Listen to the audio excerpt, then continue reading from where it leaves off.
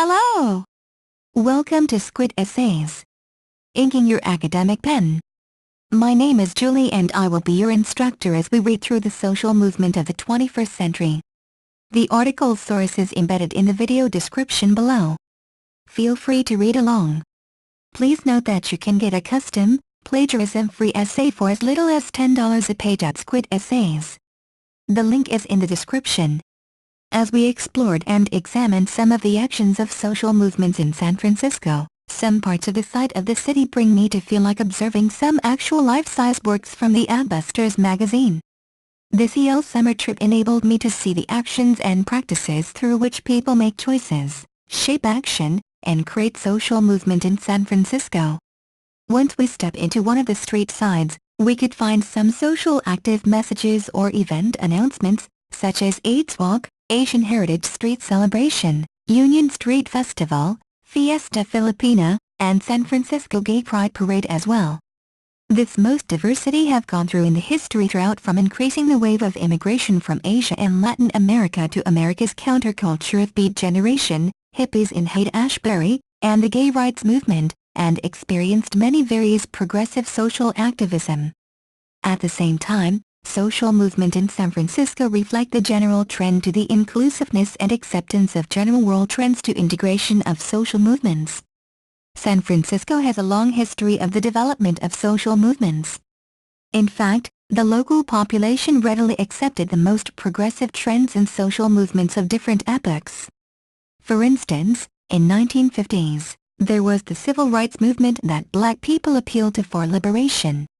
In 60 to 70, there was the Women Leap that women appealed to for liberation and eco-activity as for 80 to 90. In our time, in the late 20th century, social movements in San Francisco have started to acquire new features typical to the general trends of the modern world. Recently, the term globalization has been coined, and this leads us to answer the question, what would be the ideal social movement of the 21st century? The process of globalization affected all spheres of life. Naturally, social movements could hardly fail to resist to its impact. Basically, globalization encouraged the development of networks, identities and opportunities of organizations across borders. For the matter, even when social movements never place a toe in transnational waters, the fact that their societies are affected by globalization makes their domestic actions part of global civil society. Some have begun to posit the development of a whole new spectrum of transnational social movements.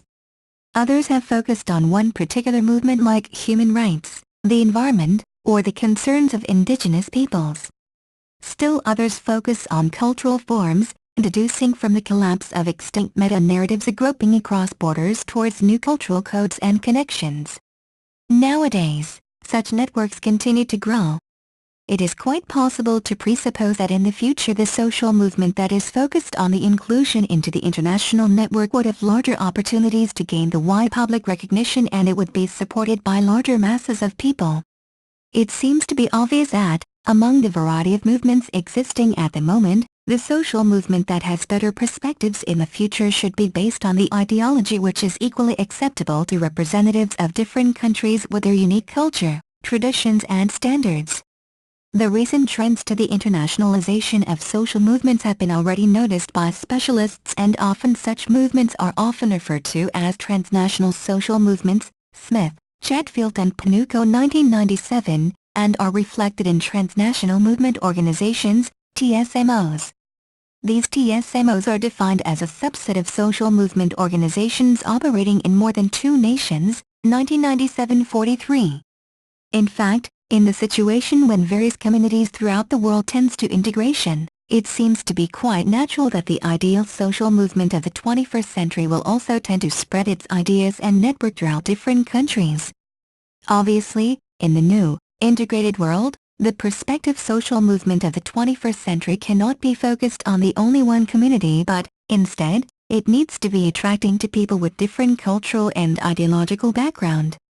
In this respect, the history of the development of social movements in San Francisco and the major socio-economic trends reveal the fact that even at the present moment the local population is extremely diverse. Naturally, In the future this trend will grow stronger. That means that all these people with different backgrounds stimulate social movements to be more inclusive and attractive to representatives of different socio-cultural groups. Russell 2004 201. In other words, the ideal social movement of the future will overcome national frontiers as do modern socio-economic relations and cultural interaction. To be transnational, a social movement ought to have social and political bases outside its target society. But to be a social movement, it ought to be clearly seen to be rooted within domestic social networks and engage in contentious politics in which at least one is a party to the interaction. It should be pointed out that the existence of any social movement is impossible without the ideological background. In relation to the social movement of the 21st century, the ideology of the growing integrity of the different communities of the world into one global community in a combination with the idea of preserving of national identity seems to be quite perspective. Even though it sounds a bit contradictory, it is not improbable because this ideology implies a popularization of basic and universal principles common to representatives of different nations. Williams 2002 194. For instance, basic democratic principles, human rights and humanistic values may be viewed as a good ideological basis of a social movement that can really unite people throughout the world. At the same time, social movements that have networks spread worldwide cannot appear spontaneously. In stark contrast, they should be based on the existing movements, and they are most likely to take root among pre-existing social networks in which relations of trust, reciprocity, and cultural learning are stored. This is the thesis that Tilley developed when he placed organization in a triangular relationship with interest and collective action in his mobilization model, 1978-57. In examining what kinds of groups are likely to mobilize, Tilley paid attention to both the categories of people who recognize their common characteristics, and to networks of people who are linked to each other by specific interpersonal bond, than to formal organization, 62. The resulting idea of Catnett stressed a group's inclusiveness as the main aspect of group structure which affects the ability to mobilize, 64. As a great example, one non-profit organization in San Francisco Bay Area, the Bay Area Center for Independent Culture, BACIC, in which my volunteer work partner Katie and I had leaned, had enlarged their social network in their unique way. Expanded from a low-budget initiative into a multi-million-dollar grassroots organization that serves tens of thousands of young people annually, including some of San Francisco's poorest youth. It is worthy of mention that the focus of social movements on the youth is very important, since it is the youth that is the most prospective part of population for any social movement. The reason is quite obvious: the youth is the most active part of the population and, at the same time, young people are the most susceptible to the perception of new and progressive ideas. Prospective social movements of the 21st century may be focused on different fields and goals. For instance, convinced by the philosopher Dr. Frederick Newman and the developmental psychologist Dr. Lenora Fulani, the BACIC, as a non-profit organization, provides talent show opportunities and leadership training through two supplementary education programs, the All-Stars Talent Show Network, ASTSN, and the Joseph A. Forgon Development School for Youth, DSY. This overarching organization links ASTSN and DSY with other organizations that share both resources and goals, including the Castillo Theater and the Talented Volunteers Program. This constellation of organizations enhances the success of each component by encouraging mutual support and providing further access to resources. They form a larger community that encompasses a creative theater-based community, a youth development community, and a therapeutic community. There are also strong connections to progressive political activism within all of these communities.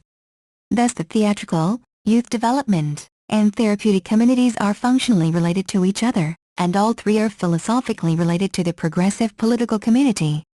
The president of the BACIC, Al Kurlander, says, "Over 25 years, we have discerned that development is what is needed to move our young people and their communities from chronic poverty and all of its effects.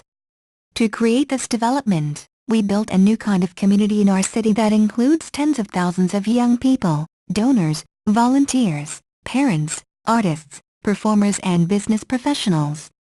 This program unfolds within the geographical context of San Francisco, a center of international business and art that has developed a unique culture. Important to an understanding of the program is the vibrancy of the city's many cultures and languages, and the pride residents take in the diversity of their city. Equally diverse are the social and economic divides that position the very rich alongside the very poor. The affluence of the city's business life does not necessarily extend to more marginal, under-resourced communities. It is these communities that the All Stars project has selected as its target population. The stark contrasts between the cosmopolitan corporate world and the circumscribed and underdeveloped experiences of many young people from the surrounding boroughs are the cultural dissonance on which the ASTS and DSY programs are based. Promoting and guiding the meeting of these two worlds is the central strategy of the development project. Another key role of interpersonal networks in movement aggregation and mobilization has obvious implications for the likelihood that social movements can form across transnational space.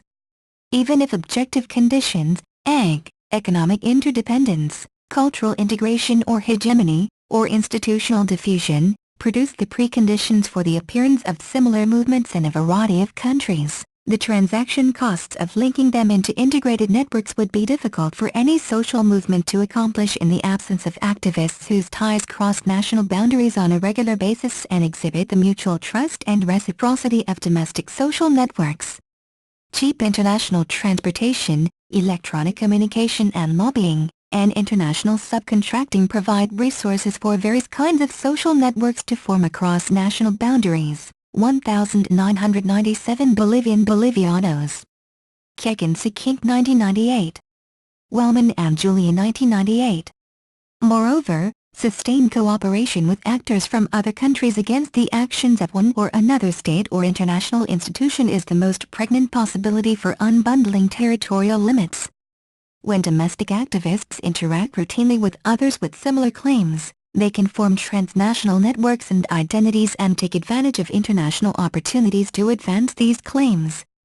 Domestic social actors do not access the international system when they protest domestically against external agents.